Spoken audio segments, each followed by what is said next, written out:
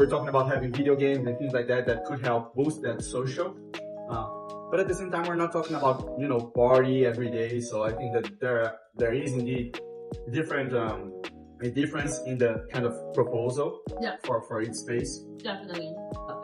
Someone very passionate about art, about painting, will come in here as an art leader and lead everyone and kind of teach people how to do acrylic painting. Even if you have no experience whatsoever, you can learn something there and create your own art.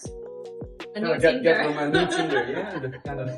But this is organic Tinder, right? This is organic where you meet someone in person, you get to know them, you actually talk, and right, that relationship is more authentic. Today we're talking with Linz. She is one of the co-founders of Socialer, which is a co-living space here in Chiang Mai. And I'm really interested in co-living space because I feel that this is the future. We have talked about this in some ways, but I feel that kind of loneliness is a big problem with like the modern life. And also there are like economies of scale. When you have like more people living together, you can have a better like quality of life. But I know that at the same time, it's not a new concept, but I think that there's so much more to grow. How long did you guys start Socialer, and how has been the experience of having like a co-living? We started in 2023, October. So just over almost a year. Almost a year, yeah. But we kind of had a soft opening a little earlier than that. So I would say, yeah, about a year. And I want to make a comment on what you were saying about the loneliness for modern day people. I think it's a very big issue. And it's not because people are single or traveling. I think people are just more isolated nowadays, psychologically, more isolated, because I feel like people are more private or more careful about what they do, what they say now, how they interact with other people. And with that, you just feel like no one's got my back, kind of. Almost. Especially when you're traveling, like your friends and families are all like super far, right? And that's why this concept is getting popular. You get a community, you get people, like-minded people together, help each other, whether it's with information or daily mundane tasks, you share the passion, travel, so on and so forth. So I think, yeah, co-living is the way to go. Even if you live in a city, you're not traveling. The co-living is still a very good concept. Interesting. Yeah, you said about like being people being more private, and I think that part of that is related to how technology is advancing, and we are kind of more independent.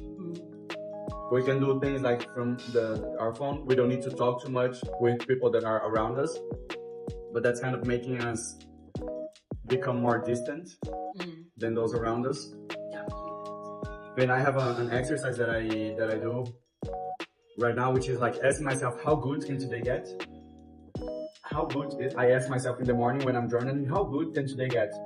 And initially I was kind of writing things that I could do, but as time passed, I started doing things that could happen in life for me. And I think that that's kind of one mindset shift. We don't need to kind of conquer everything by our own effort and our own hands. We can have like this network and kind of benefit from that. Like I can help you in ways you couldn't help yourself, and you can help me in ways I couldn't help myself.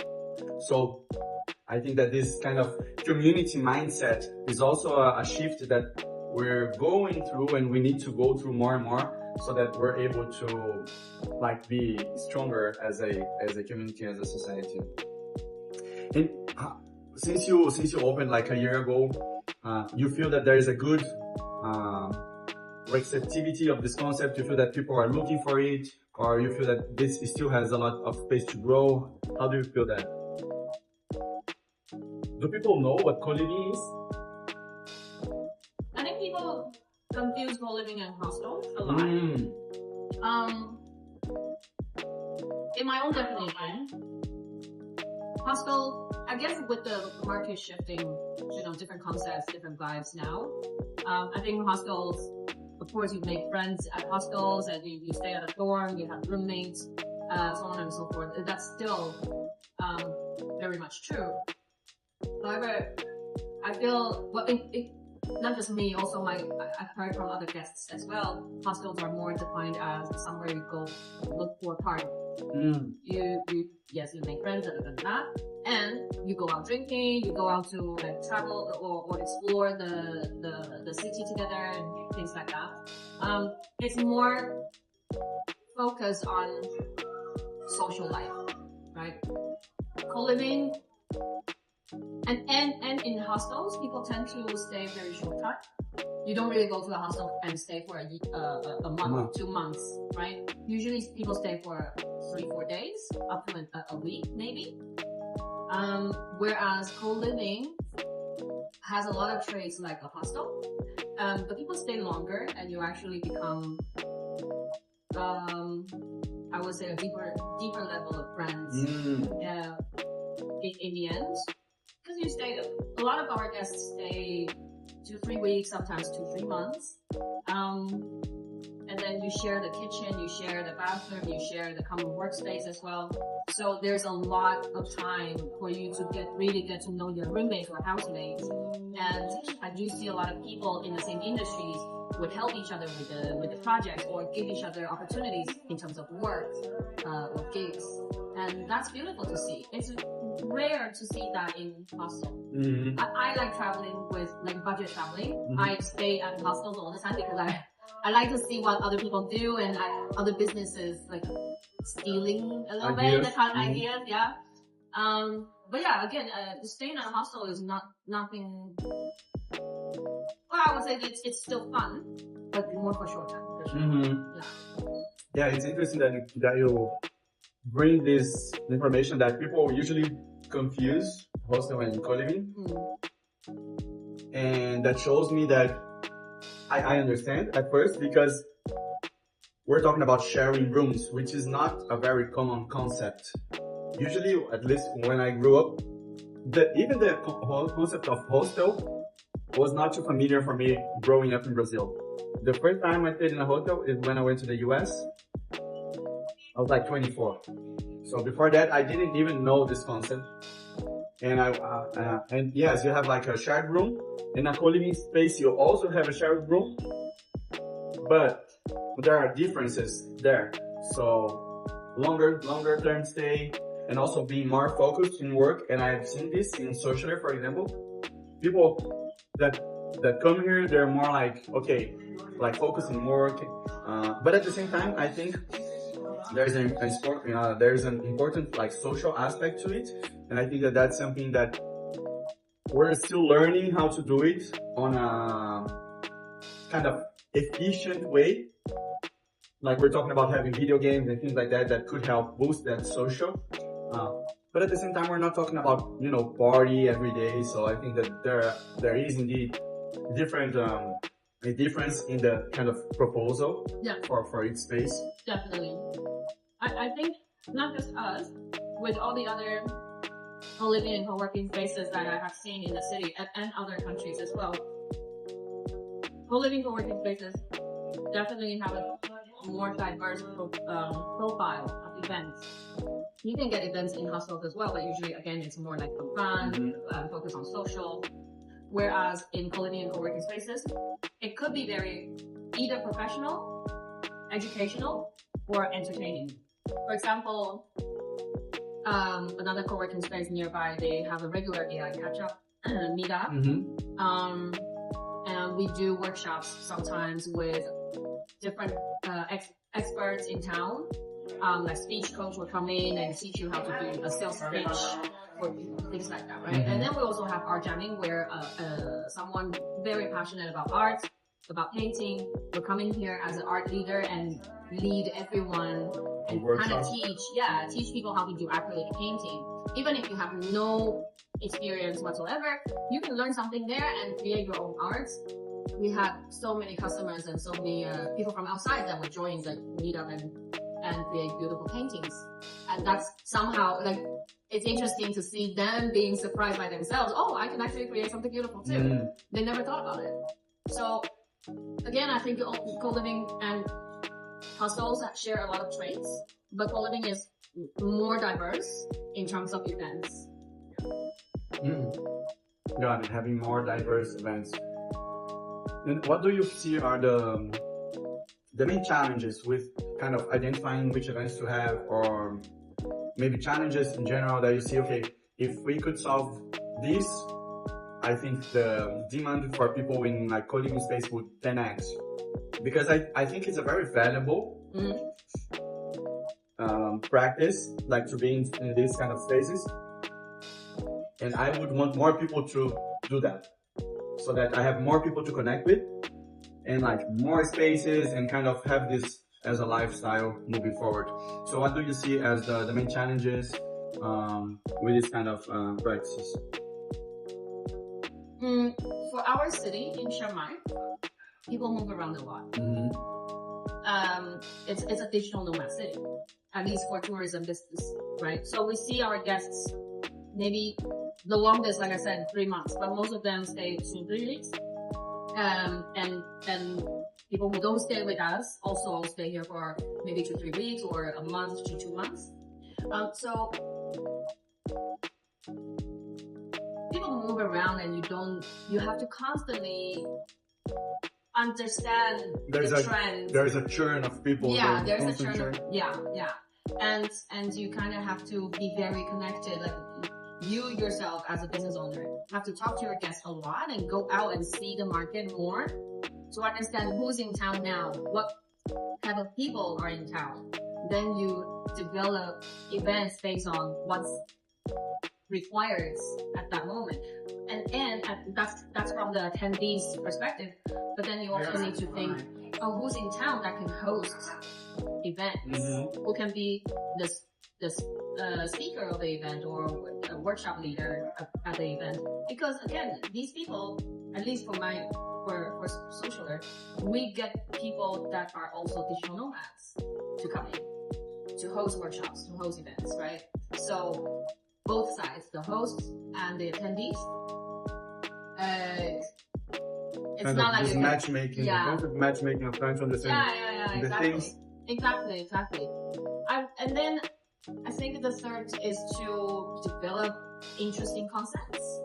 Because there are so many events. How do you know if that content of the topic of that event is going to be, popular? And so people would, to draw people in. So I think those are the main challenges. Yeah, just matchmaking is something that I have been looking at and kind of trying to understand how to do that at scale. And one thing that I have identified is that we need to have a good view of what people are looking for. In Brazil, we have a website called, the translation is complain here. Like, if you need to complain about something, complain here. And I think that concept is very interesting because in that case, it's applied to companies. So you need to complain about a company, you go there. But I think that could be expanded for everything. Like, what do you need? Ask here, ask me. And based on what people need, you can kind of organize events, or you can have do a matchmaking. So this is something that I have been tested with AI, and I was able to kind of develop a MVP of, you go and ask for the AI for something, you ask the AI for something, and it will check who can help with that better, and pass along your request to that person. And my question to you on this is, regarding AI and the things that are being launched, have you mapped any possibilities? Because I like to talk a lot about AI. This is one of my main focus on my channel. Have you identified any possible needs that, any possible things that could be done with AI, or how do you see AI as an influence in this space? Coliving? Yeah, have you identified anything that, you're thinking that AI could be a good impact? I think as a guest, you can get information very quickly, Mm. very easily, consolidated information, structured information from AI. And that's very helpful for people coming to a new city or passing through a place and they want to know more. Like a customer support. Yeah. Customer support. Mhm. Help desk. Mhm. Help desk Uh-huh. for digital nomads, Mhm. right? As a business owner, I use AI a lot. I use ChatGPT and then Google Bard. Mhm. It used to be called Bard. Gemini? Gemini, yeah. Because for businesses, you need to create a lot of content, like blog posts or social media posts or website copy, all sorts of stuff. And even with internal, management manual, training material, we use AI. Mm-hmm. Yeah, because it's just faster and also sometimes surprising because you wouldn't think, oh, maybe I need that, and then AI will give you that extra points. Mm-hmm. I've done some customer support automation, and I've seen some really impressive cases. I've seen cases that you cannot tell that it's an AI. Yeah? Mm-hmm. Such as? For example, for customer support, I'm using a platform that connects with WhatsApp. It's called Zay API, and you can connect your chatbot or any technology with WhatsApp. And I had a question. I went there and just threw my question there, and I got like a really good response. It was so good and so fast that I thought of asking, like, are you a robot or are you a human? And it responded that it was an AI. So like it felt like really natural. We're moving past that idea of chatbot, press 1 for this, press 2 for that. Menu. Yeah. We're past that phase right now with most of the technologies. And for this case, brainstorming a little bit, I think that at one point of the onboarding process, it would be very valuable to have someone to give someone access to like a trip consultant or like a quote-unquote expert that would help them with either, and there's the thing, either questions about the co-living itself, but also questions about the city. So I remember when I first got here, I was like, where's a good place to eat? And you told me about a chicken place. Mm-hmm. So yeah, this kind of questions that people, they're kind of often, right? You can get kind of the same questions again and again once you are doing that for a while. So I see it's quite possible with today's technology to have kind of a database of questions and answers. And when someone gets here or they book, for example, they get access to this like Chiang Mai expert that could be also like a different additional point of contact with the customer and kind of create that relationship with them. So yeah, that's something I think it's very powerful. To me, the best thing about AI that we know it today is to save time, save energy that you don't need to spend. Of course, if you're an explorer and you want to find out everything, you want to just walk around the city and to see things and stumble upon something interesting, that's totally fun to do, right? But for many people that have a full work day, they just want to get quick information, it's really, really helpful. Yeah, saving time. Much more efficient. Yeah, most of the things that we do right now, it's kind of, we go by trial and error, like test in different places, but if we get access to someone who has already done that, you can kind of pick a good spot. Nice. And let's expand a little bit and talk about relationships. How do you see relationships talking with the concept of co-living? Most people here are single, or do you get like people that are in a relationship? How is that? Most people are single if they stay in a dorm room, which we occasionally get couples that stay in a private room as well.